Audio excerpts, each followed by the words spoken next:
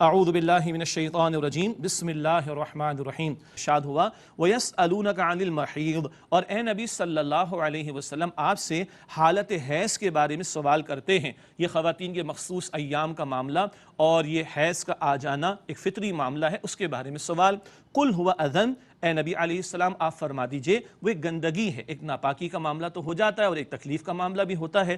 فَاعْتَزِلُوا النِّسَاءَ فِي الْمَحِيضِ، بس تم عورتوں سے علیحدہ رہو حالت حیض کے دوران میں۔ وَلَا تَقْرَبُوهُنَّ حَتَّى يَطْهُرْنَ، اور ان کے قریب نہ جانا یہاں تک کہ وہ پاک ہو جائیں۔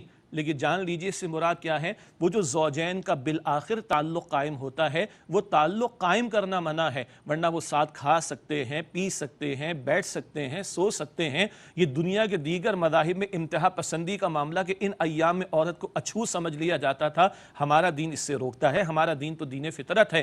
تو وہ زوجین کا بالآخر تعلق وہ منع ہے اس حالت حیض کے دوران میں، باقی وہ ساتھ رہیں، سوئیں، کھائیں، پیئیں، ہمارا دین اس کی اجازت عطا کرتا ہے۔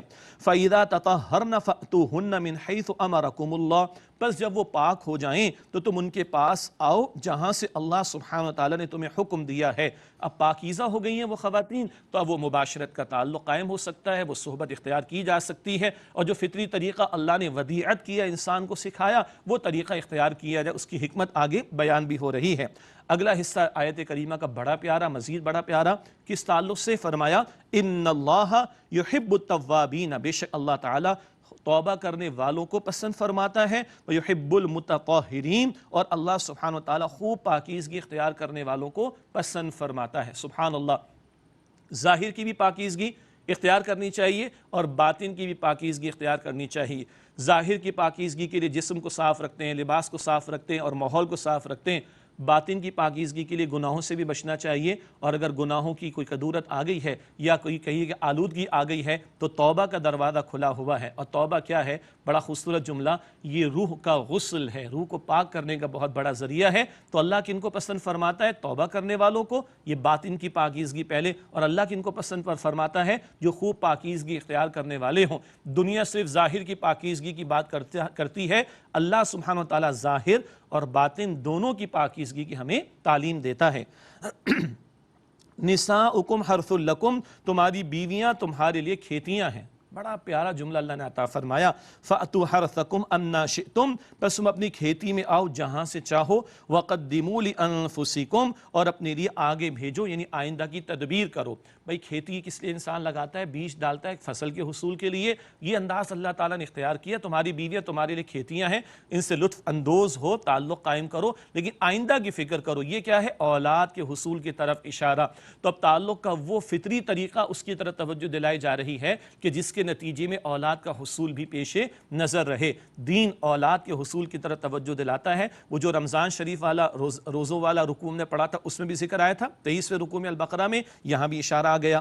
وَقَدِّمُوا لِأَنفُسِكُمْ، اور اپنے لیے آگے بھیجو، آئندہ کی تدبیر کرو۔ وَاتَّقُوا اللَّهَ، اور اللہ سبحانہ وتعالی سے ڈرو۔ وَاعْلَمُوا أَنَّكُمْ مُلَاقُوهُ، اور جان رکھو کہ تم اللہ سے ملنے والے ہو۔ بار بار یہ ذکر قرآن میں آ رہا ہے، اللہ سے ملاقات تو ہونی ہے، تیار ہیں؟ ہاں جی، موت کے لیے تیار ہیں؟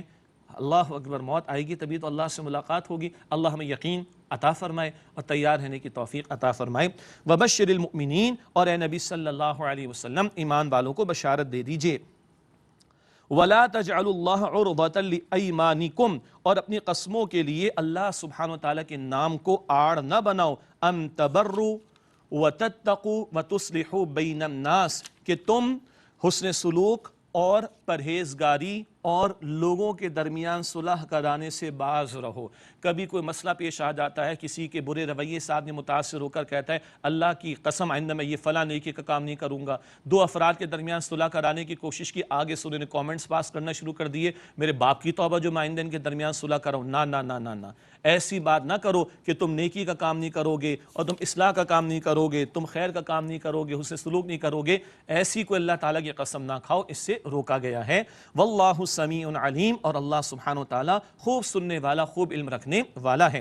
لا یؤاخذکم اللہ باللغو فی ایمانکم، اللہ سبحانہ وتعالی تمہارا مواخذہ نہیں فرماتا تمہاری لا یعنی قسموں پر، ایسی قسمیں جو فالتو میں آدمی بلا وجہ کھا لیتا ہے، بلا ارادہ کھا لیتا ہے، اس پر تو اللہ تعالیٰ مؤاخذہ نہیں فرماتا، وَلَٰكِن يُؤَاخِذُكُم بِمَا كَسَبَتْ قُلُوبُكُم، لیکن ہاں اللہ تمہارا مؤاخذہ فرماتا ہے ان قسموں پر جو تم نے دل کے پورے ارادے سے کھائی ہو یا اٹھائی ہو، دونوں ترجمے کیے جا سکتے ہیں۔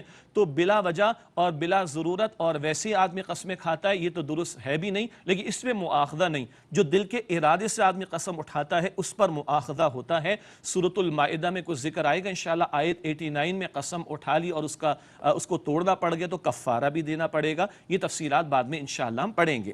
واللہ غفور حلیم، اور اللہ سبحانہ وتعالی بہت بخشنے والا اور حلیم بردبار ہے۔ اللہ اکبر، اللہ کا حلم، اللہ اکبر۔ بندے اللہ کی ناشکری کرتے ہیں، نافرمانی کرتے ہیں، کچھ لوگ اس کے ساتھ کفر کرتے ہیں، شرک کرتے ہیں، اللہ تعالیٰ فوراً پکڑ نہیں فرماتا، اپنی نعمتیں نہیں روکتا۔ حلیم ذات ہے اللہ کی، بردبار ہے اللہ سبحانہ وتعالی۔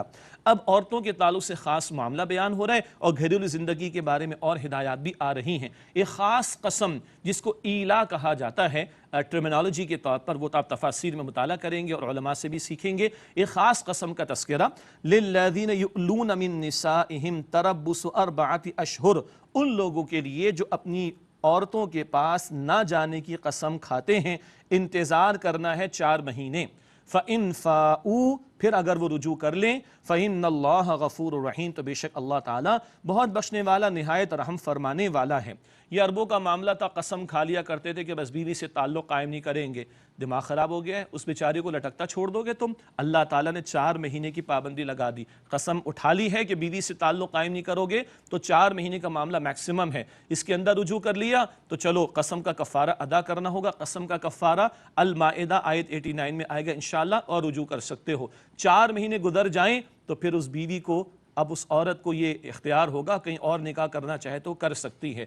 میں نے مختصر ذکر کیا، مزید تفصیلی احکامات تفاسیر میں مطالعہ کیجئے گا، علماء سے پوچھئے گا۔ یہ خاص قسم جس کو ایلا کہا گیا، 4 مہینے کی مدت اللہ تعالیٰ نے اس کے تعلق سے مقرر فرمائی ہے۔ وَإِنْ عَزَمُوا الطَّلَاقَ، اور اگر انہوں نے طلاق کا ارادہ ہی کر لیا، فَإِنَّ اللَّهَ سَمِيعٌ عَلِيمٌ، تو بے شک اللہ تعالیٰ خوب سننے والا، علم رکھنے والا ہے۔ طلاق کے بارے میں کچھ ذکر آگے بھی کر دیں گے، یہ ایک انتہائی ناپسندیدہ معاملہ ہے، لیکن اگر پوائنٹ آف نو ریٹرن آ جائے، کبھی ایسی کیفیت آ جائے تو شریعت نے اس کو حلال قرار دیا، البتہ ہے بڑا ناپسندیدہ معاملہ۔